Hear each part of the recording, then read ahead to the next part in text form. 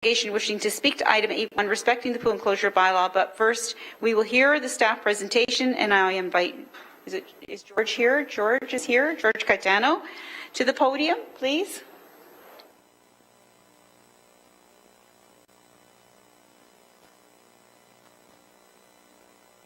May I just go to the public? Is anyone here in the public wishing to speak to this bylaw amendment? Thank you, sir.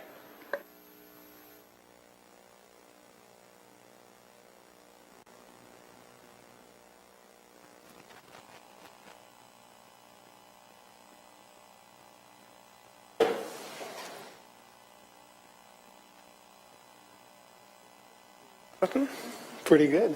Good guess.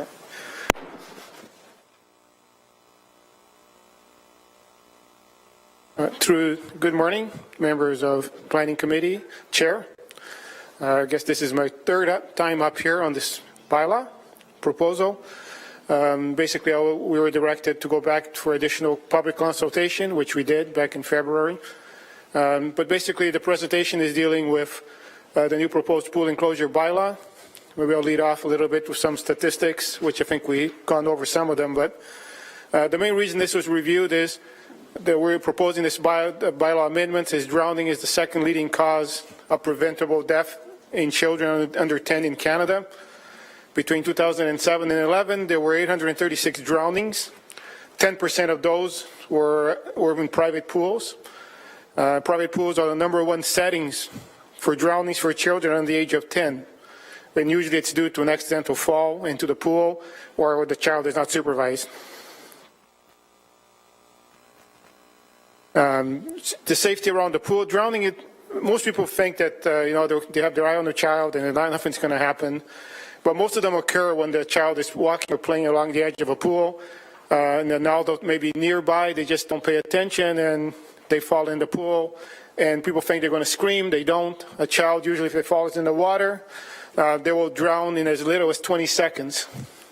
And they don't scream because their lungs will be filled with water. No one's going to be able to see them. It's not like you see it in the movies where kids are screaming and wailing. It's a pretty silent killer. Research estimates that 4-sided fencing would prevent 7 of the 10 drownings or new drownings in children under 5.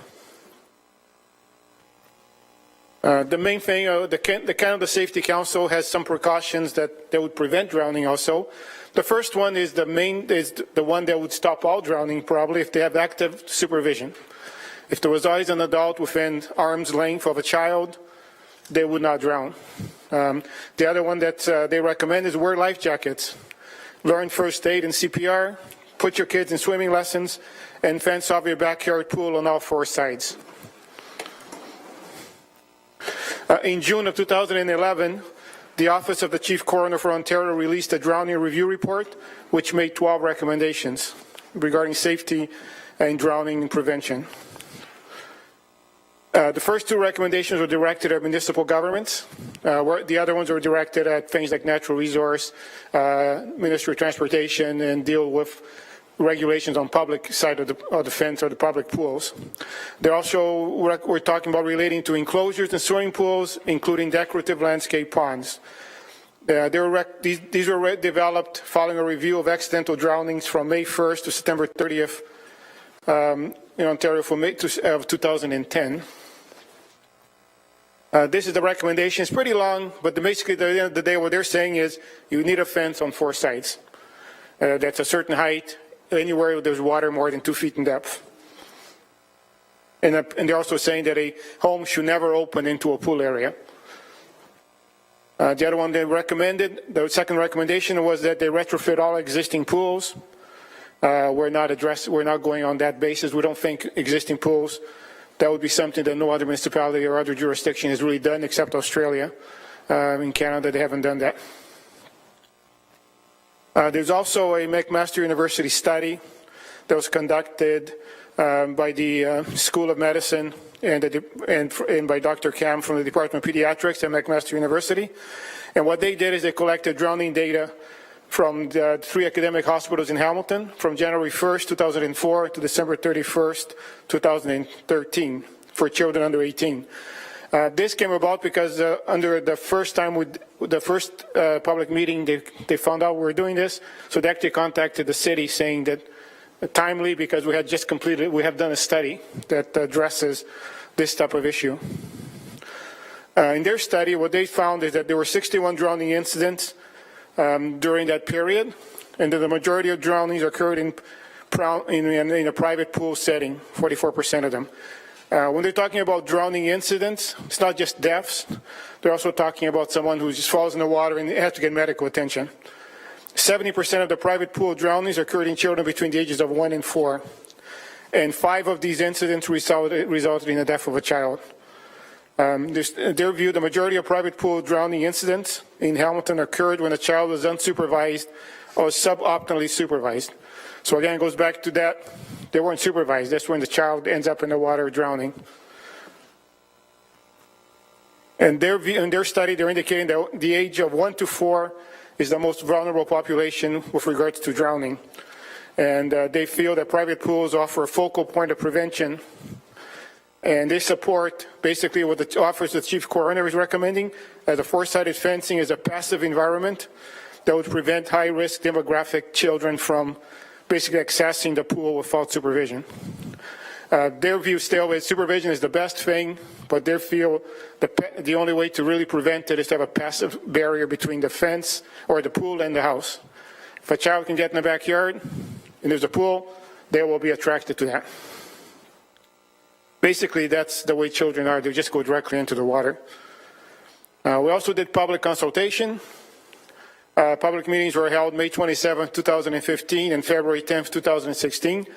Just back to that, the McMaster study, they've also showing that out of the 61 children that were admitted to hospital, there were 10 probably, 10 for every child, 10 probably were not coming into the hospital. They had somebody go to the house or maybe EMS, and they resuscitated the child. So there was no report made to the hospitals. So they're saying there's probably an additional number of kids that were near drownings, but because they got there in time, they didn't report to the hospital. The other thing they note is some of the kids that had near drownings that did end up in the hospital, they ended up with certain things like brain damage or other health issues because of this near drowning. But again, that's data that's not shown in the Office of the Coroner for Ontario because they were just dealing with drownings or deaths. At the public meetings, the industry is generally opposed to the four-sided fencing because they feel it will restrict installation of pools in smaller yards. There's also a cost issue. The Pool and Hot Tub Council of Canada made a presentation. I think Mr. Woods here, he's going to make a presentation also. And while they feel a four-sided fence is an option, they believe in a layered approach and that public awareness and education should be what we concentrate on. Apart from this four-sided fence issue, there was really no other concerns expressed at the public meeting. Staff also received numerous phone calls and emails.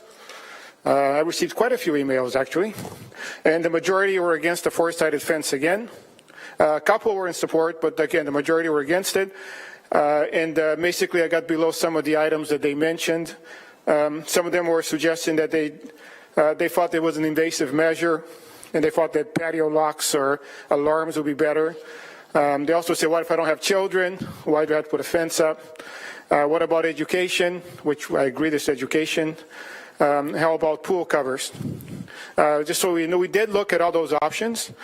The alarms, locks, the locks are not a good idea if you're trying to escape in case of a fire. It becomes another issue because usually the locks are put in at 4 foot 5 feet above the floor to be effective. The problem there is somebody in a wheelchair or a child may not be able to get out of the house in case of an emergency. Alarms, they're battery operated, most of them. People either get used to them or they deactivate them because it becomes annoyance to people. We also looked at, if you don't have children, you may not have children, but you may have people who have children. We had a case in BC where that happened. A child drowned, a parent is visiting someone else. They were close to the pool area, they start talk, before you know it, the child drowns in the water. So that is the situation, is it may not be your child, but it may be someone else's. We also looked at the education. I agree, education is important part of this, but it's hard to legislate. Can't make people take courses, but I think it is an important matter that we should maybe look at trying to get people aware of the dangers of pools and the importance of supervision and CPR and life vests. Pool covers, we did seriously look at pool covers. There are some out there that are pretty quick, they go on, they can hold the person or people on top of it. However, again, it's dependent on the operator or the homeowner. I can't see someone going inside the house, putting the pool cover in, coming back out, putting it off. It just didn't seem to be an effective as a four-sided fence requirement. We can look at that again, but it's too dependent against on the homeowner. It's like them locking the door. They probably won't. So it's the same idea. We don't recommend pool covers as a replacement for the four-sided fence. So based on those, we made certain recommendations. We're changing the definition of pool to say that it's any body of water more than 2 feet in depth, which is in accordance or in line with the recommendation from the Chief Coroner of Ontario. Our previous bylaw dealt with volume and depth, but it was tricky to enforce.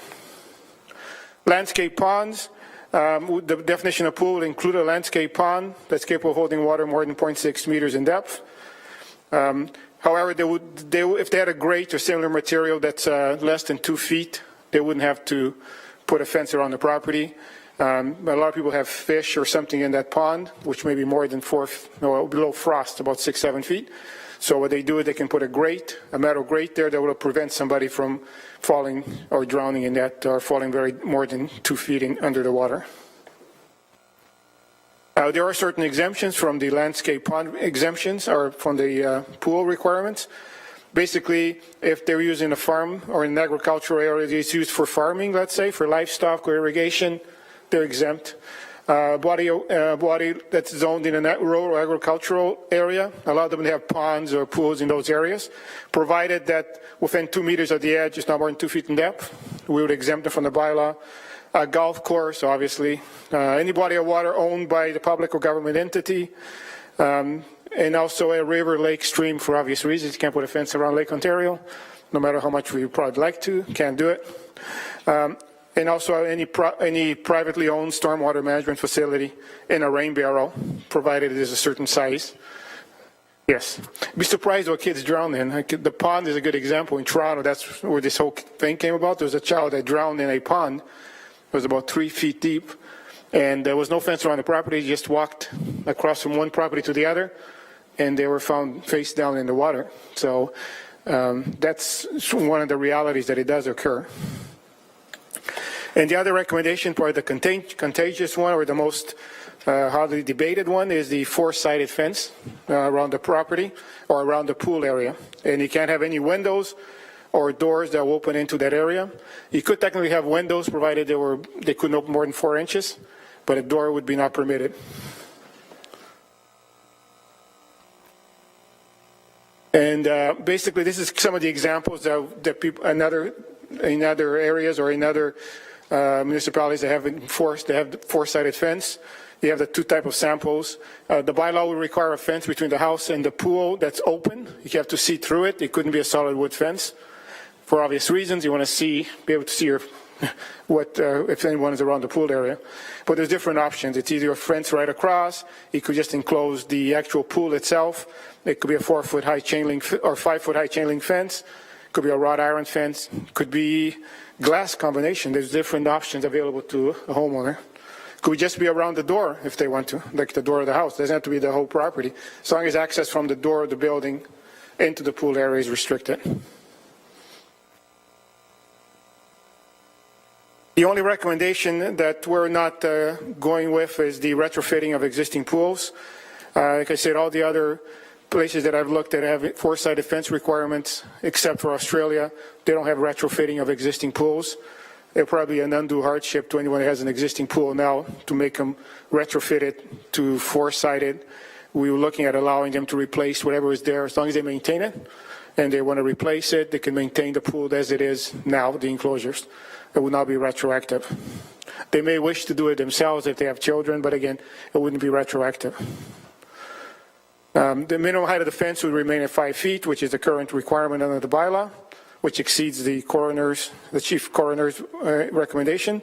Hot tubs would also be included if they're more than 0.6 meters in depth. The requirement is the same as the existing bylaw, except we talked about volume.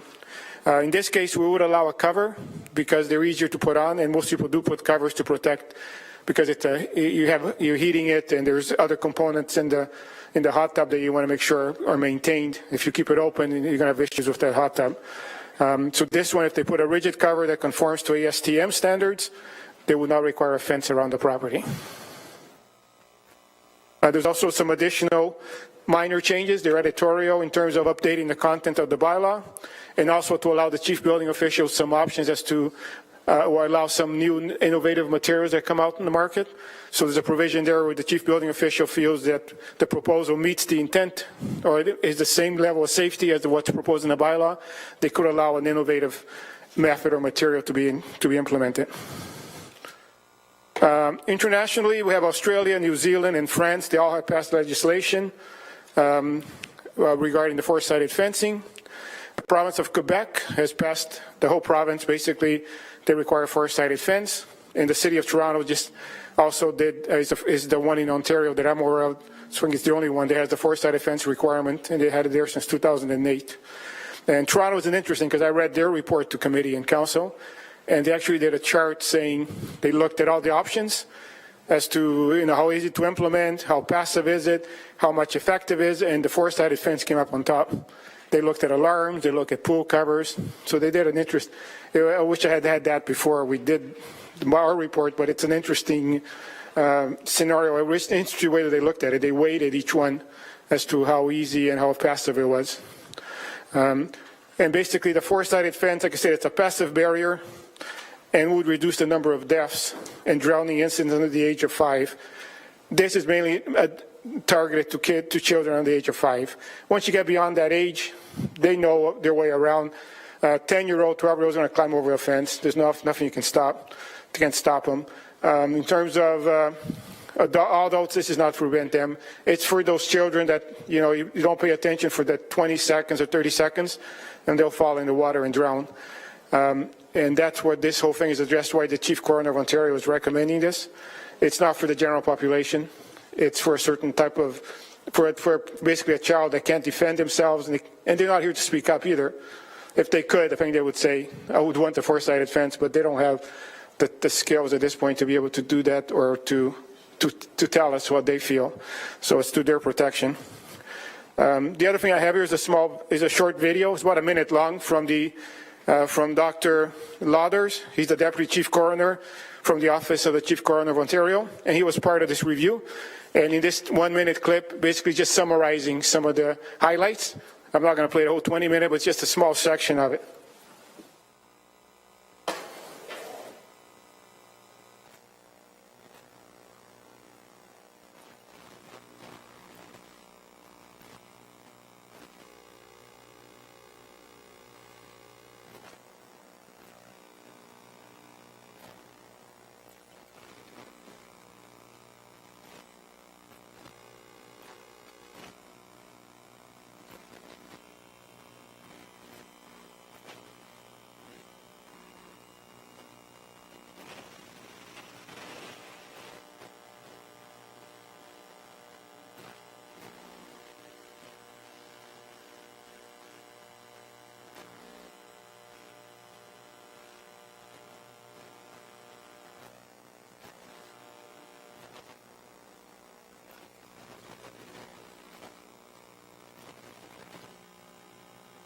Okay, like I said, this is just a summary of one of the clips. It comes actually from the Chief Coroner's website, the Ontario website.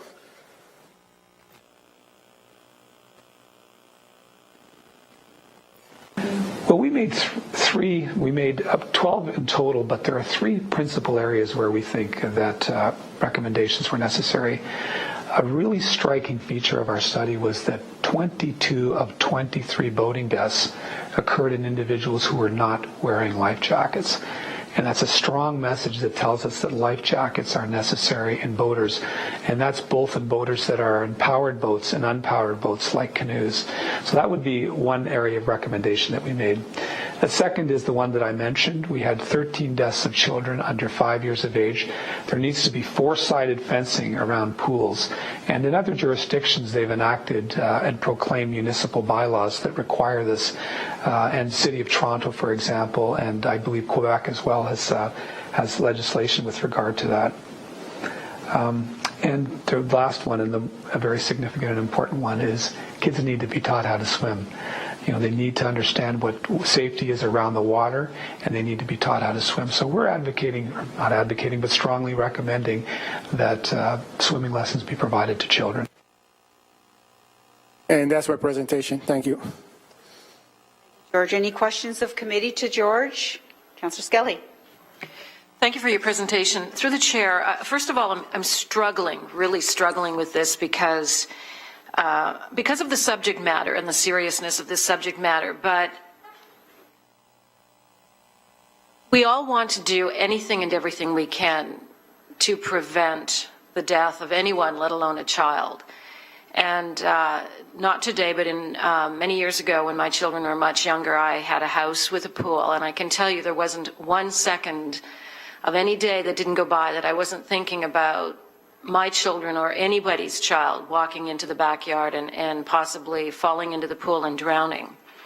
Having said that, I'm really struggling with what you're proposing and what I consider a heavy-handed approach to something that almost suggests what I would call living within the nanny state. You suggested, and the coroner suggested, that there are other things that we can do. As parents, we have to be made aware of where our children are, and especially children under 5. The money that people spend on their backyard to enjoy a pool or to enjoy the backyard usually involves having access to the backyard from inside the house. What you're proposing, I don't necessarily think would prevent all deaths of a child who falls into a pool. I want to take you back to some of the pictures. You had a picture of the four-sided fence around a pool, and then of course lounge chairs. Very true, when a child falls into a pool, they don't make a lot of noise, they don't attract a lot of attention. But if you're reading a book, if you're in this pool on the right, your child could still fall in the pool. You could be distracted, you could be leaving the area to go and barbecue a hot dog for kids. That doesn't necessarily mean that a child can't slip into the pool and go unnoticed and within 20 seconds, consume enough water that they could drown. Aesthetically, I don't think a lot of homes would lend themselves. These are fairly large yards. Not every yard is that large. And I'm not sure how you would put a four-sided fence in a home preventing access from the house. There's so many other things that could be done, and you mentioned them. The alarm, a motion-sensitive alarm, requiring parents to teach children how to swim at a very young age. Kids can go into the water in pools right now at 6 months of age, and they have a natural instinct to float if they fall into a pool. Parents and families should be really required to be much more aware of what's going on and how to keep their children safe if they do choose to put in a pool. Your first slide, I think, referenced the drowning was the #2 cause of preventable death with children under between 1 and 5. What is number 1? Through the chair, number 1 is vehicle accidents. As in vehicle, car accidents. In the car or running out and being struck by a car? Could be either one. It's just vehicle impact or collisions or running over. Yeah, it could be either one. One of my big issues when I had a child, when my children were much younger, was them running onto the street. But I had a fenced-in backyard. I didn't have a fenced-in front yard and a fence across my driveway. I mean, at what point, where do we draw the line? I think having a fenced-in backyard and parents with locks on doors gaining access so that children can't gain access to that yard. Do you not think that is a reasonable measure to take? Through the chair, we did look, locks would be contrary to the building code because you can't have, basically to get out of the building, you can't have a lock that can't be opened without a key, or you can't have a lock that's 4 feet above or 5 feet above the floor. Somebody in a wheelchair or a small child, if there's a fire, they wouldn't be able to get out of the building. The alarms, we did look at alarms. Some places do allow it. In the United States, some of the states do it. Again, a lot of the studies have shown people deactivate them because they don't want to replace the batteries, like smoke detectors and CO detectors. People just don't put the batteries in or take them out. They become nuisance, or the people just become desensitized to them. Oh, they hit that little ding and they ignore it. In terms of your other comment regarding the things around I do agree with you that education, the parent, I made a note. It's number one is if the parent is within arm's reach of that child, they're not going to drown. It's not what's happening. Yes, I agree. If somebody's in that pool area, in that lounge chair, and they take away again, that's education. They shouldn't have the child shouldn't be in that pool area without supervision or without constant supervision. If they're in there and the person decides to go out and get something in the house, that's when the child is probably going to drown. We can't legislate education.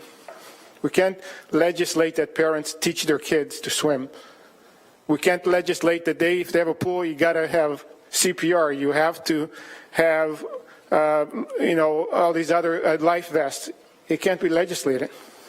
Then we're really in a state where we're trying to over-legislate possibly, but how would you enforce it?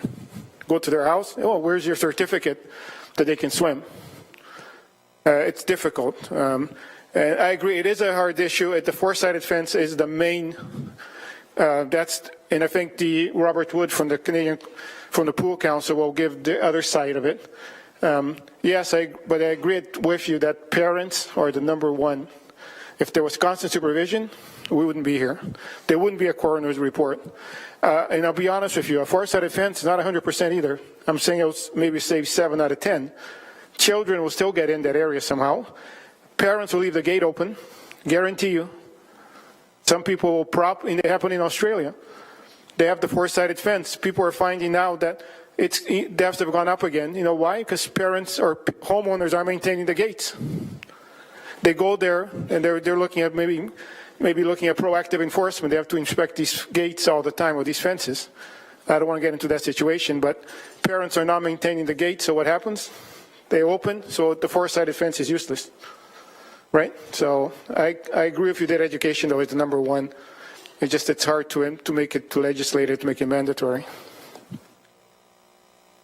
Through the chair, and I think you're actually making more arguments on my side, and that is the point that people do leave the gates open, and you can still have a child gain access and drown in a pool simply by forgetting or leaving, because people get into habits and they'll just leave the gate open. I wanted to ask you about how many deaths, do we have any statistics to show that the deaths of these children occurred from children gaining access to the pool through the house?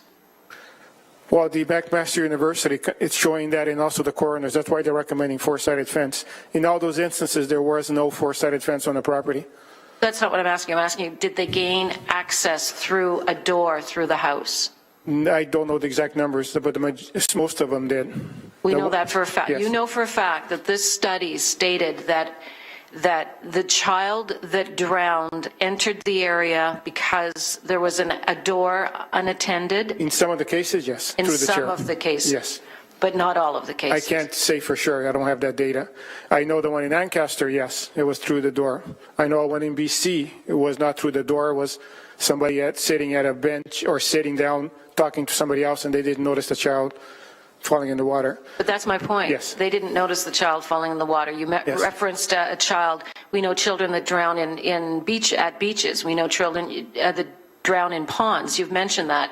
You can't make life completely safe for every child. I think the onus has to be placed on the parent, and I think taking more reasonable, perhaps more rational approaches and less, putting up a fence and in keeping the pool enclosed and perhaps saying you must have a motion sensitive alarm would be a reasonable way of enforcing or helping or preventing further deaths of children. Would you not suggest that it could happen? We could suggest this. We could put in legislation that would force families and pool owners to have alarms? Through the chair, yes, you can. As the planning committee, you can basically pass, deny, or amend the bylaws if you see fit. Whether the province wants to get involved, that's a different issue, like Quebec did. Don't know. In terms of alarms, the ones that are sensitive in the water, they're not very good, from what I understand. And the fact there is, if the alarm goes off and you're up on the second floor of your house, you may have a hard time running to that pool area. But I agree, if the person is at arm's length to that child, it will not, child will not drown.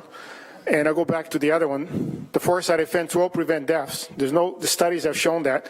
The problem there is the education to the public and other issues that come about. This is just a passive way of doing it, and that's what the coroner and McMaster University are recommending.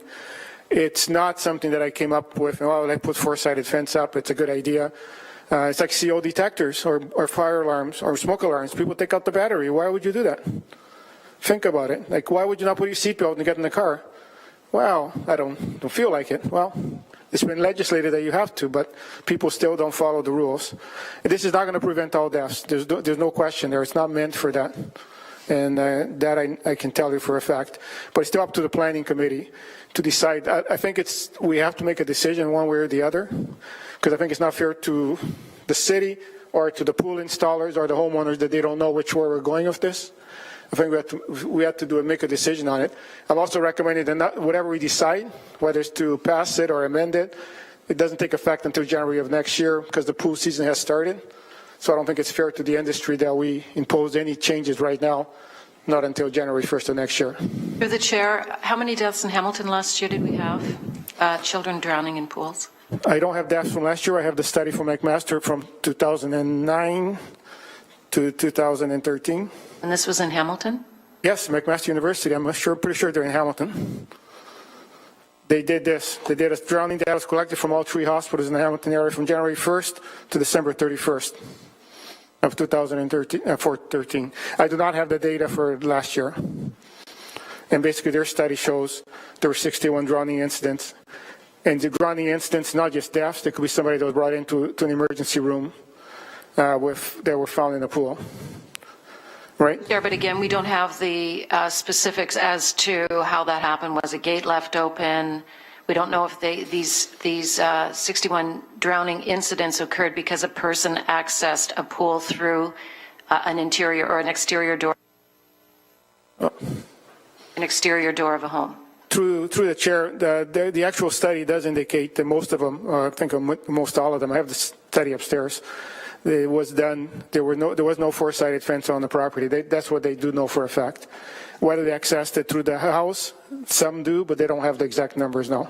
You'd have to talk to the people that did the study. But again, through the chair, I just want to clarify. There is no data suggesting that these deaths occurred because a person entered the pool area through an exterior door of the home. We don't know that. We do have some data that some of the deaths were due to children. What are some of the deaths? Yes, some of the deaths. How many?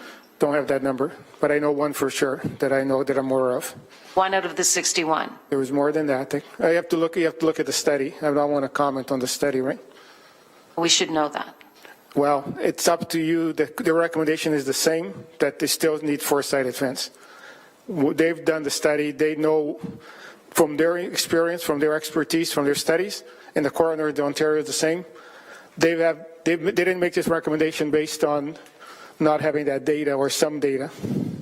I don't think they would have picked four-sided fence saying, what the heck, let's put four-sided fence. The majority of cases, I have a feeling, were coming from the House, as Australia has shown in their studies.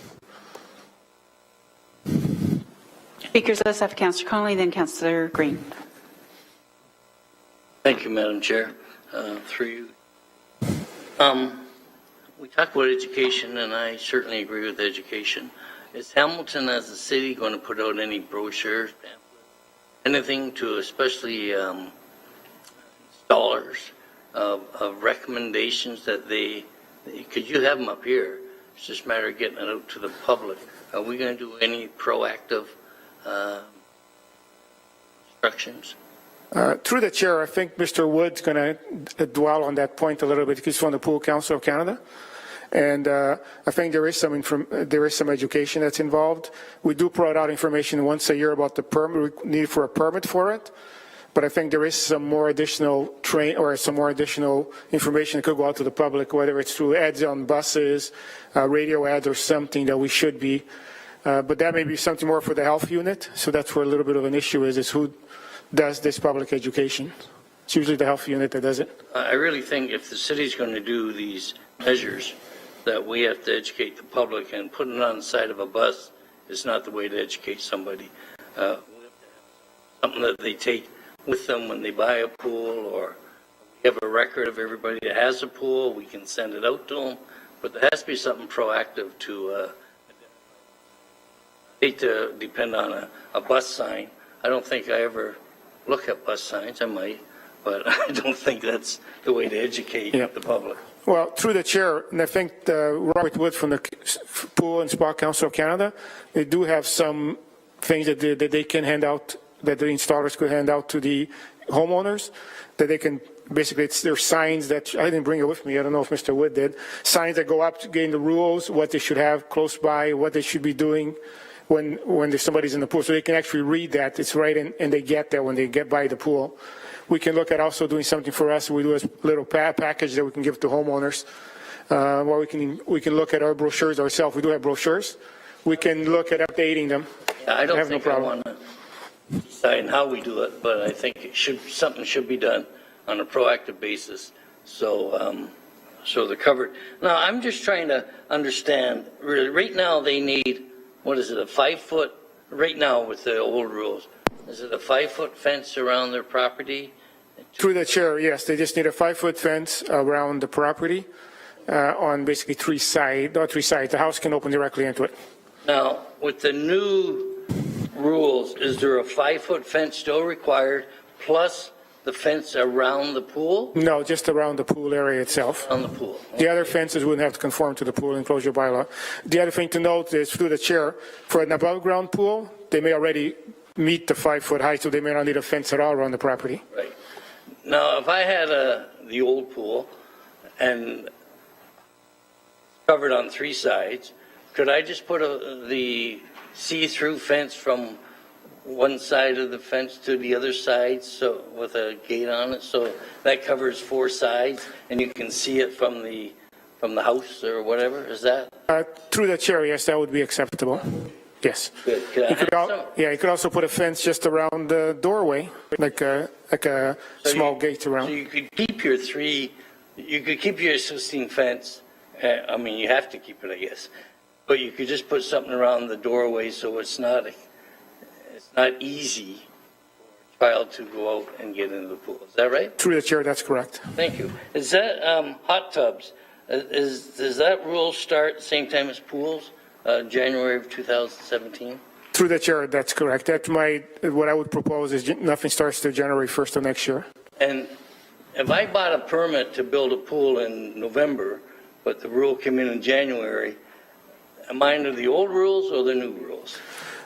Through the chair, we would be under whatever date that the permit is issued. That's where you'd be under that current bylaw that's in effect. So if I got the permit in September, October, but I didn't build till the next spring, I'm covered under the old rules. Through the chair, what we've done, we've looked at it, we'd say we'll give them like a 6-month grace period from January 1st to June of the year to install it. I like that. And that's some other ones here.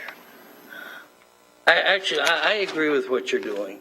You know, I don't think it matters how many children got drowned, but if we can save one kid this year, I'd be happy that would potentially have drowned. So, and I think there's ways, not around the bylaw, but like you're saying, you could just build a little fence or put it across from fence to fence, and you're covered. I don't see a huge problem there. I've had 3 or 4 calls on this, and I couldn't answer all their questions, and that's why I'm asking you some of the questions now. But I will definitely support it, and because safety, we talk about it with driving, and driving was brought up. You know, we're putting a lot of our roads down to 40 clicks, and it's safety. It's the only reason we're doing it, safety.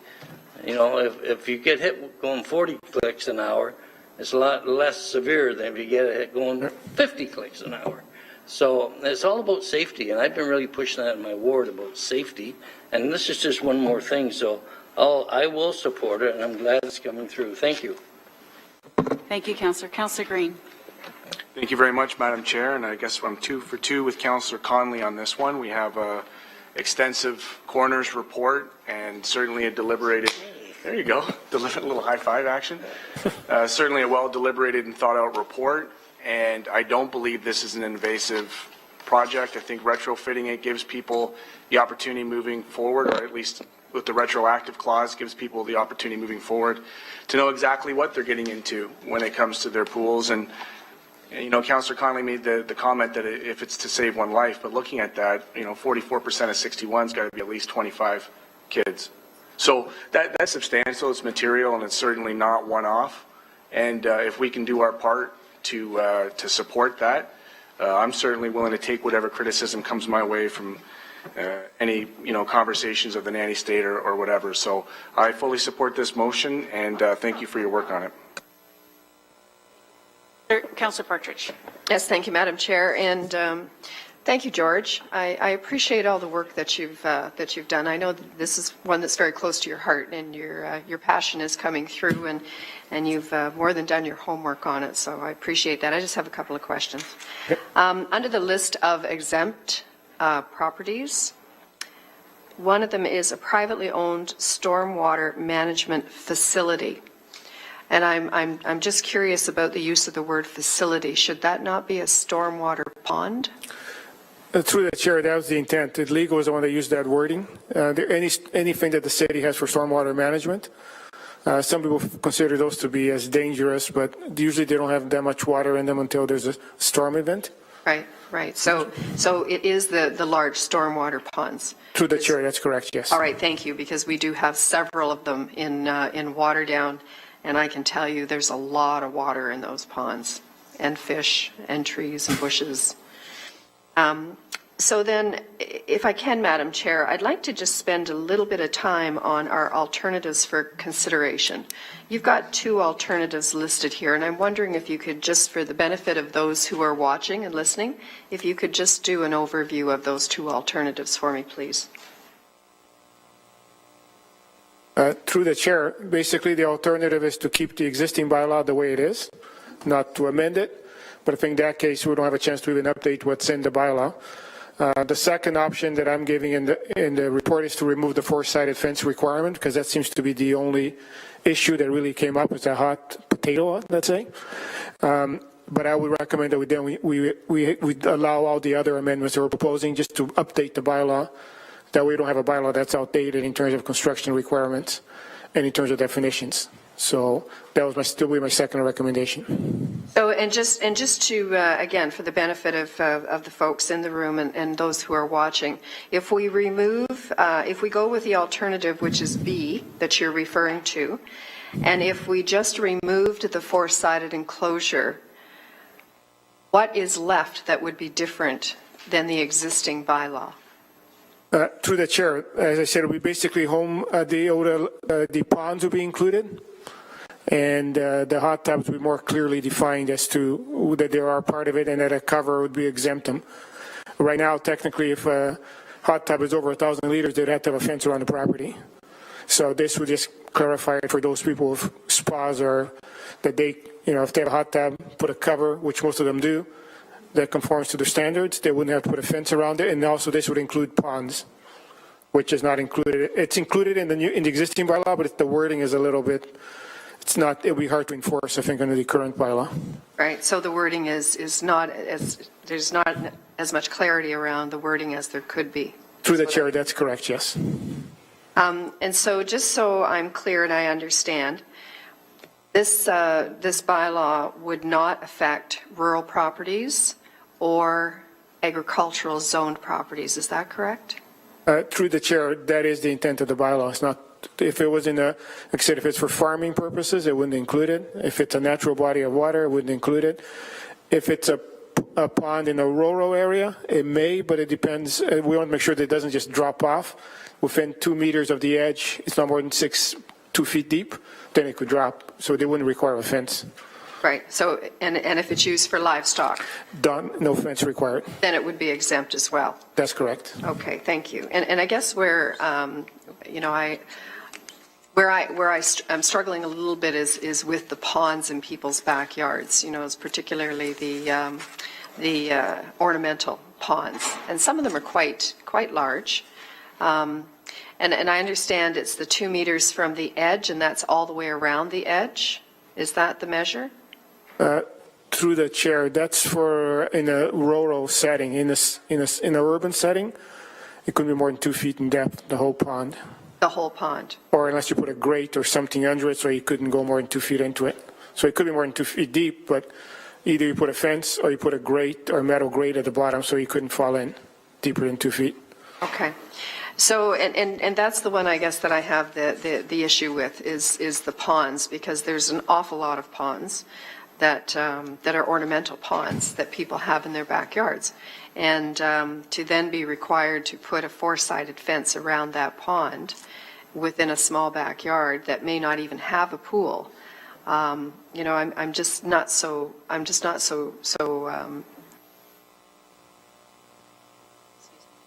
what would be the purpose of having the pond at all if you're going to obstruct the view with fencing?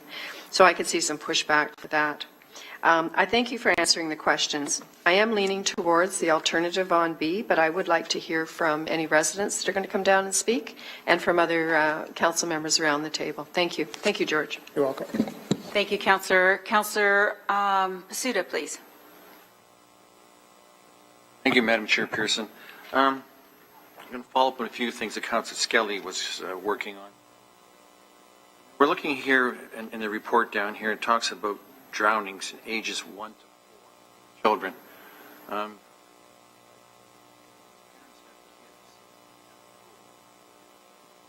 Responsible. We teach our kids, people teach their kids not to go on the street. It's amazing to see how many small kids are out there on the sidewalks with their parents on bicycles and that, with much traffic, but they seem to have time to teach and be responsible.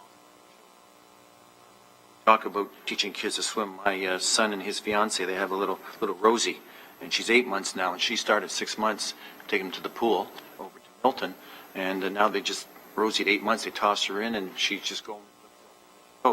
Not everybody does that, but teaches their kids. But she's doing that because we're on the farm and we have ponds and we have the lake behind us. That's one of the reasons. Madam Chair, I'm just wondering here, by putting the fence up, does this create a false sense of security for parents or other family members out there? Let's say you got teenagers and mom's in the kitchen doing something or in the living room, and the teenagers are out there with their friends and doing things, and little ones are around the pool, and then they have the little one come out. They don't close the gate behind them. Typically, a lot of teenagers do. Almost say, where's Rosie?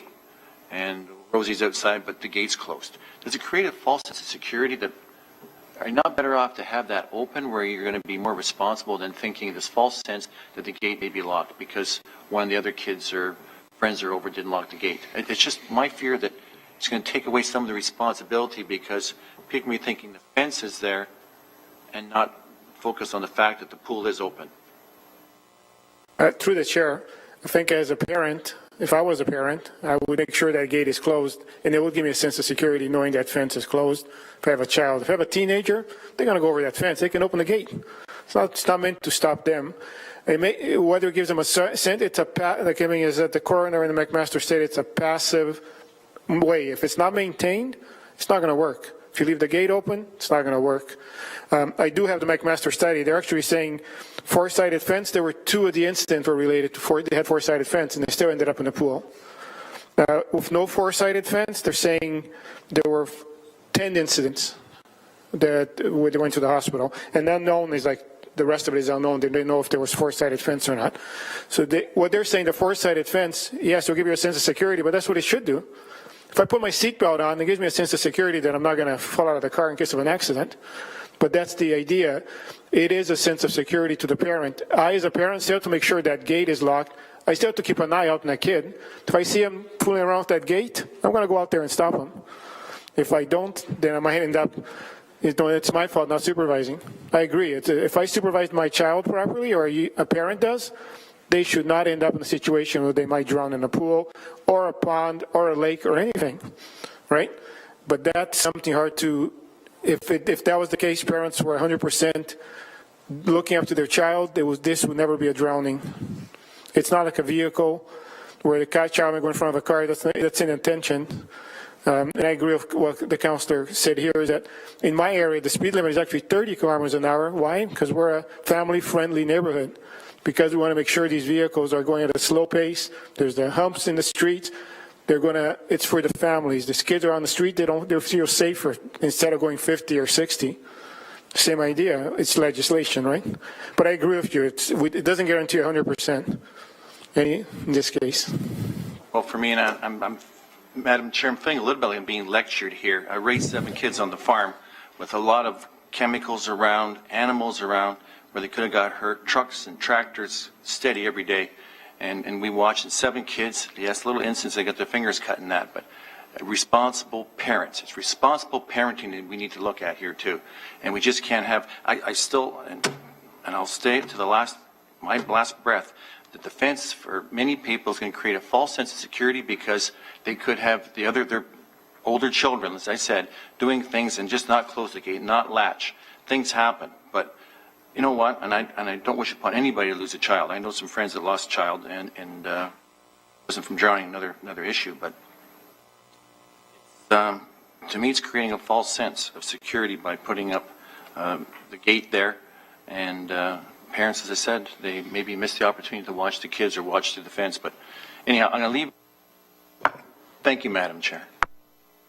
Thank you, Councillor. And seeing no other speakers, I'm going to relinquish chair, just make a few comments, and then we'll go to the public delegation. Please go ahead. Thank you, Councillor Johnston. So, George, thank you, and I am supporting this. And I think I mentioned way back in November when we initially had this come forward, I did have a pool at one time, and nobody ever wants to see a child enter a pool that is not educated, and you don't have control of that. And I had it happen, and believe me, it's a split second of turning your back. I was there, and a child just slides in, and they're at the bottom. And I can tell you without a doubt that this child is the same age as my daughter, and I was not aware that she wasn't comfortable with swimming or even aware of it. And she did go down. I got her out immediately. I mean, there wasn't even a breath that was taken. But that child, to this day, at the age of 31, will not go near a body of water.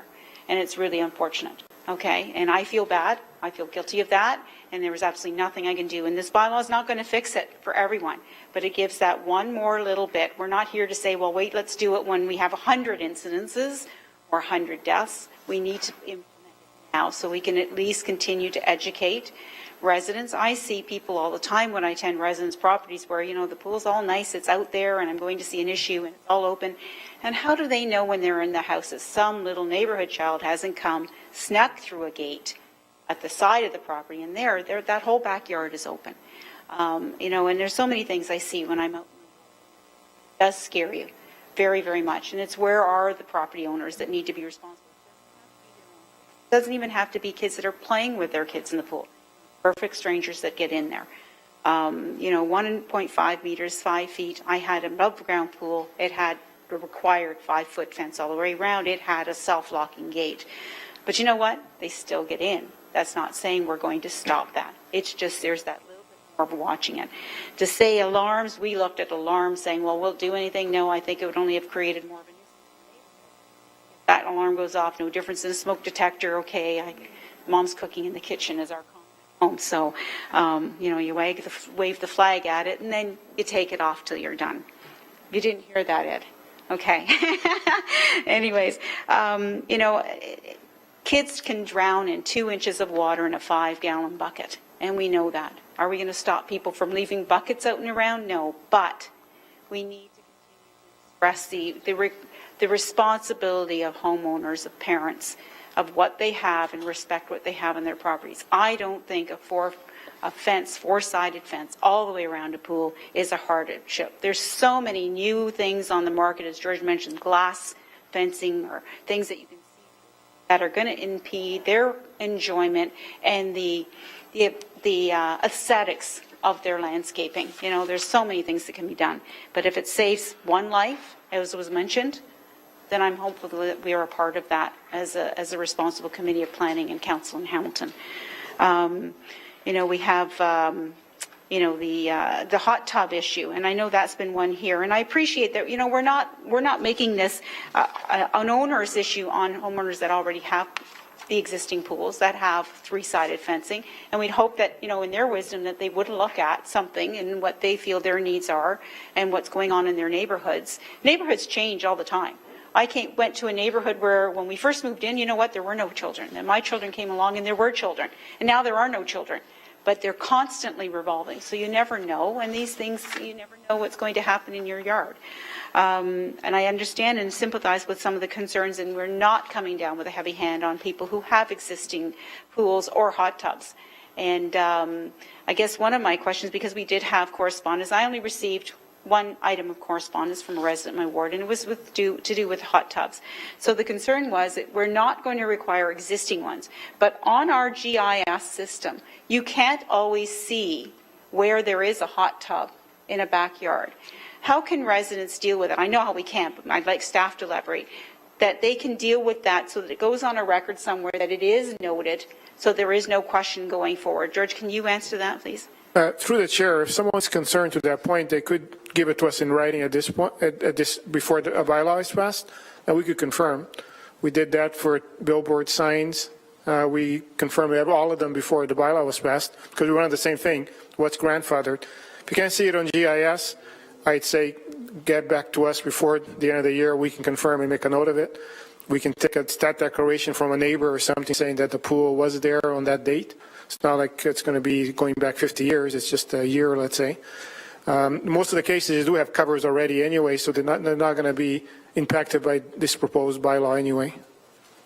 Exactly, and that's what I want to reiterate. And I'd be happy to certainly stress to residents in my ward through newsletters that, this is something. If you have a concern that they don't know, we can't see it. There may be tree canopy over something and you can't see it.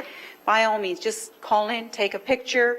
If you have a time thing on the camera, even better, but take a picture, send it in, and it can be recorded, and we know that it's there. You're going to have neighbors around you that will be able to stipulate as well. So there's always ways to deal with these. But again, if I had to say anything, if this just saves one life, it educates more people, it's the right step to go. Thank you, everyone. I'll take the chair back. Councillor? Thanks very much. I hand it over. Thank you. I'm going to now ask that we receive George's presentation, moved by Councillor Connolly, second by Councillor Green. All in favour? Carried. Thank you, everyone. I'm going to call upon Robert Wood of the Pool and Hot Tub Council of Canada to the podium for your delegation, sir. Thank you.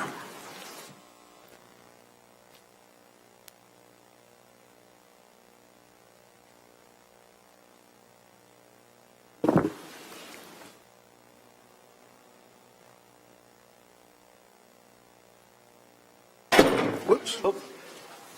Quite an introduction. Madam Chair,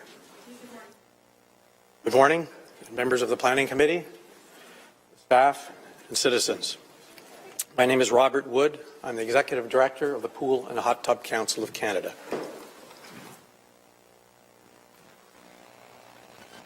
Have fun in your pool this summer, but always remember the silent danger of drowning. Keep your family safe by supervising children in and around the pool. Keep them within sight and arm's reach. Make sure young children and weak swimmers wear personal flotation devices at all times. Even better, take swimming lessons and learn first aid. Remember, a safe summer is a great summer. Brought to you by the Pool and Hot Tub Council of Canada and the City of Ottawa.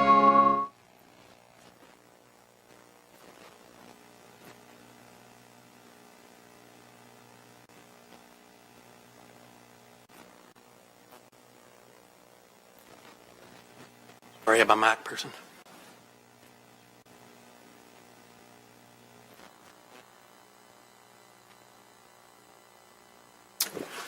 Considering that representatives of the City of Hamilton wish to make a meaningful difference and save lives in connection with the reuse of residential swimming pools, we request that we all consider in this room strongly consider strategies that have proven effective in other jurisdictions around the world. Specifically, the endorsement of a layered approach to safety that extends beyond merely physical barriers. It is an approach that includes public education as well.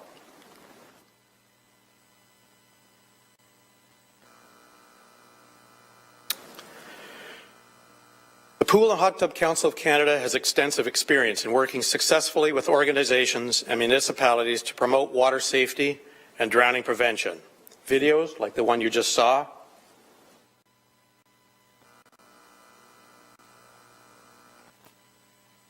why is that clicking off?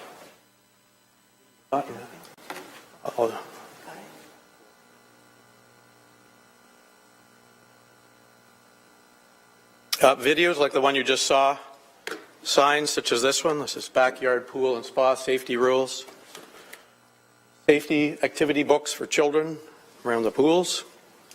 We have a dedicated website to water safety, and we also even have a model municipal bylaw that we've provided the councillors today. The objectives of our efforts in this domain have been twofold. One, to ensure all communities have swimming pool fencing bylaws in place. What's going on with that?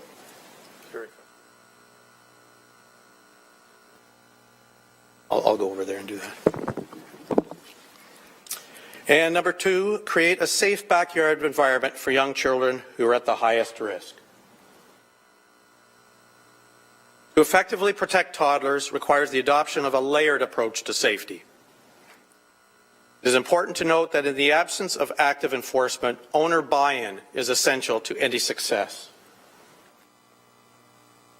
Otherwise, an imposed solitary solution has the potential to fail. Sadly, this has proven itself out in Australia and Arizona. You have some updated Australian statistics to ponder. Just before Marcus outlines our recommendations, I would like to briefly report on a conversation between Dr. Skinner and myself with respect to the drowning report that his office issued in 2011. When recently consulted about the possible deployment of alternative safeguards, such as automatic safety covers, Dr. Skinner stated that his committee had not considered other options at the time. Since we met, he's provided the following response.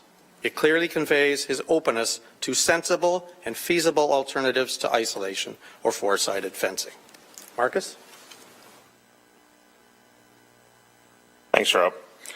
I'll give you a quick introduction about myself. I started Forest City Pool and Patio in 1986 in London, Ontario. I've been active with the Pool Council and the City of London for 30 years. I'm currently the President of the Pool and Hot Tub Council of Canada and have served on numerous boards with regards to drowning prevention in London and surrounding area, hence my presence here today.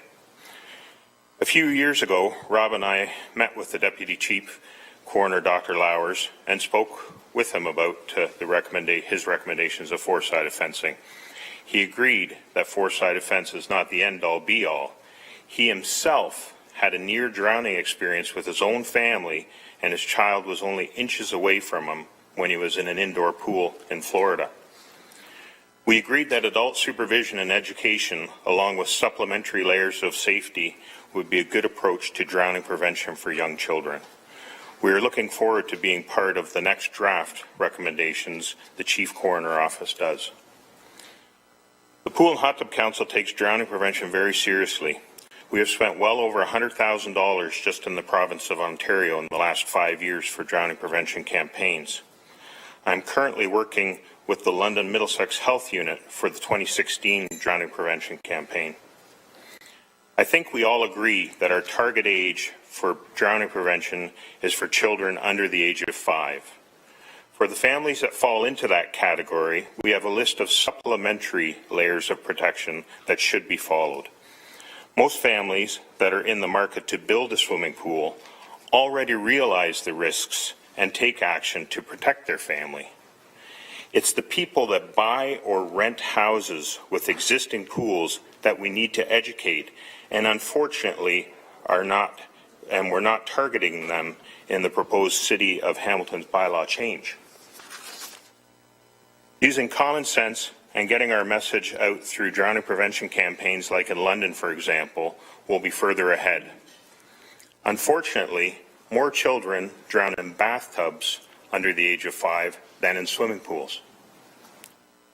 We need to educate all parents that have swimming pools with small children, not mandate bylaws that only target parents who are building a swimming pool, who are most likely already aware of the dangers of water, who have taken appropriate measures for safety. We agree that four-sided fencing is one layer of protection for families with small children. There are multiple other layers of protections families can consider as well, instead of four-sided fencing, but that should be their choice. Many cities like London and Ottawa, to name a few, already have strong swimming pool fence bylaws and leave it to the homeowner as to which supplementary layer of protection they want for their family. The City of Hamilton already has a strong swimming pool fence bylaw in place. We recommend that citizens should be given the opportunity to select which layers of protection they require for their young families. The Pool and Hot Tub Council would be pleased to work with the City of Hamilton in the education of its citizens on the importance of drowning prevention. Thank you for your time. Thank you. Any questions? Yes, thank you, gentlemen. Councillor Green first and Councillor Partridge. Thank you very much, Madam Chair. Through you, I certainly appreciate your willingness to work with municipalities on education. Should we pass the four-sided fence bylaw, would you still be willing and open to participating in education like you did with Ottawa with that nice video, perhaps something locally, or what would be your thoughts if we passed that bylaw today? We're going to support, it's part of our mandate. I'm sorry, I guess I should use the mic. It's part of our mandate to help communities right across the country in terms of drowning prevention and water safety as a whole. So we're going to support whatever happens. We'd like to see a more, I guess, holistic approach to this, even as Dr. Skinner has shown. We have statistics, and we didn't want to, when we went through this in London and other municipalities, and we do have statistics, and we didn't want to turn this into a statistics game, because that's what has happened in the past, and we've got over it. So, I mean, there are statistics on drownings. There were 7 deaths with children under the age of 5. 2 of those deaths were in above ground pools, so the child actually had to climb up an above ground pool that didn't require to have a fence around it because it already met the current bylaws of the municipality. 3 of the drownings had four-sided fencing already, where gates were left unlocked or the latches were not functioning or the gates were propped open, and 2 of the drownings were unknown, which means we don't know if they had a 3-sided fence or a 4-sided fence. There were no statistics. And part of the problem in Ontario really is that some municipalities don't have a swimming pool fence bylaw. And so If I could just go back to the question, you certainly answered it. I do appreciate the supplementary information, but I do have supplementary questions. Okay. I can totally appreciate where you're going with it, but I don't want to take away from other questions. You've referenced conversations with Dr. Skinner, and yet the only submitted quote that I have in here is regarding, it's on the message to the PTC on June 29th. Do you have a submission regarding that conversation? I just caution because, you're kind of third partying, putting words in somebody. There's no real letterhead regarding his supposed support for the direction. It was a personal email to me. I happened to meet him at a provincial government was looking at pool regulations for public swimming pools. He happened to be at the meeting, so we had a very candid conversation. And I broached them on the subject of automatic pool covers. And I said, we've done an extensive literature search trying to find even one death anywhere. Because if you spend thousands of dollars on an automatic pool cover, you're going to use it. And they do.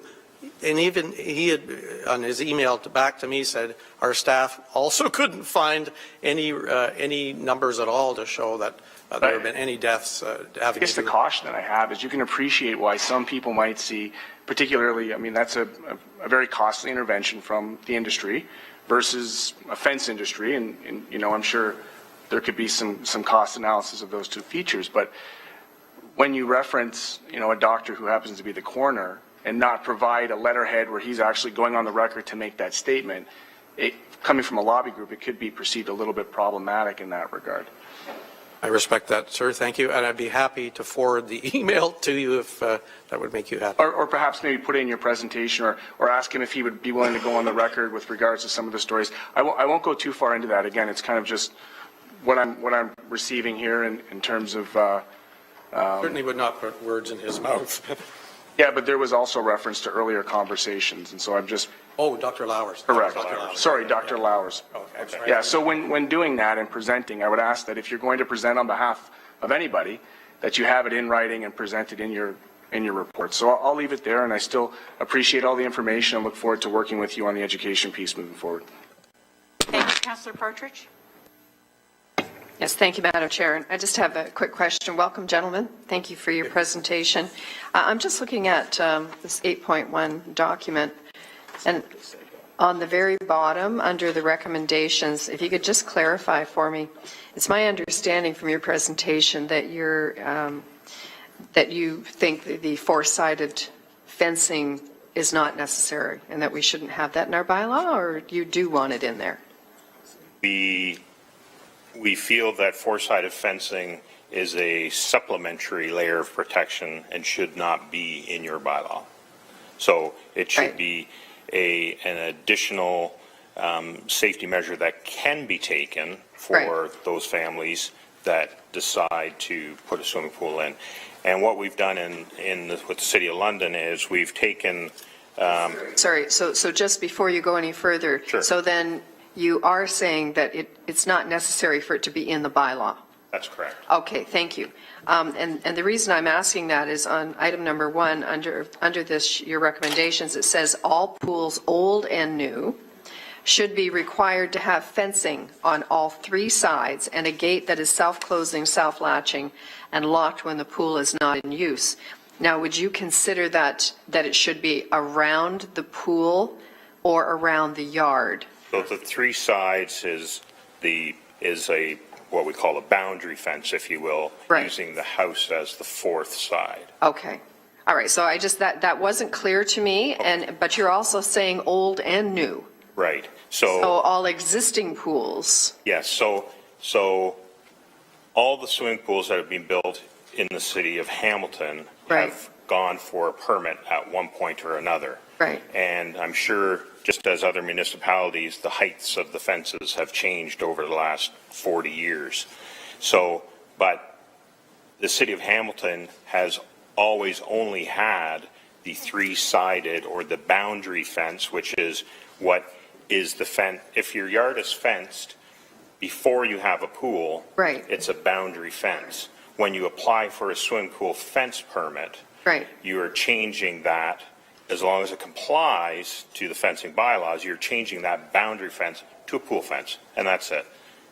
Okay, so I appreciate the clarity, but I think what I'm is you want more. It needs to be clearer on our. I would, to me, it's just not entirely clear. But thank you for your answers. Okay.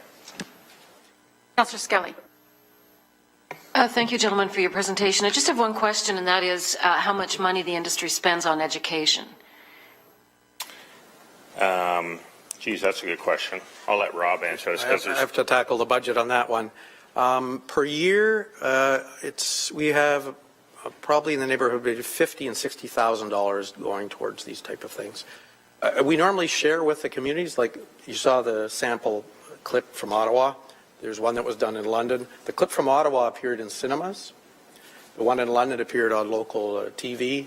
We had one out in Vancouver Island, actually a radio advertisement during pool season. And we supplement what the city puts in, we put in a certain amount. So in the case of Ottawa, for example, to have it appear in cinemas for 3 months, that came out of our budget for about $4,500 to do that. Okay, thank you. Seeing no further speakers, I'm correct around the table. Thank you, everyone. May I have a motion to receive the delegation? Moved by Councillor Farr, second by Councillor Aidan Johnson. All in favor? Thank you. And seeing no further discussion on this item, may I have a motion on the report? Someone? Anyone? Councillor Judy Partridge. Thank you, Madam Chair. I would like to just test the waters here and put a motion forward for one of the alternatives for consideration, and that would be item number B. And it would be moved by myself and seconded by Councillor Robert Pasuta. So Councillor Partridge is putting on the floor a recommendation that we go with the option B, which is in our report here. I think everybody had a chance to see it. I'll pull it up. I'll just get the page number. It's page 9 of 9 in the report. Alternate B says another alternative would be to amend the proposed pool enclosure bylaw to remove the four-sided fence requirement and only require a fence around the backyard as per the current pool enclosure bylaw. This would allow the remaining content of the existing pool enclosure bylaw to be updated. So that motion has, that recommendation has been moved and seconded. All in favor? Alternative B. Alternative B. Okay, so I'm going to ask again. All in favor? Opposed? Thank you. That dies. Okay, thank you. Then, and I'm going to go to Councillor Farr to move staff's recommendation. Moved by Councillor Farr, second by Councillor Connolly. All in favor? Carried. Carried. Opposed? I'll have Councillor Partridge and Councillor Pasuta recorded as opposed to the second one. I'm sorry, and Councillor Skelly. My apologies, Councillor. Okay, so that carries. Thank you, everyone. Thank you, George and staff. Good work. And hopefully one life is, hopefully you don't have to have that, but one life is more than not taking care of it. Thank you.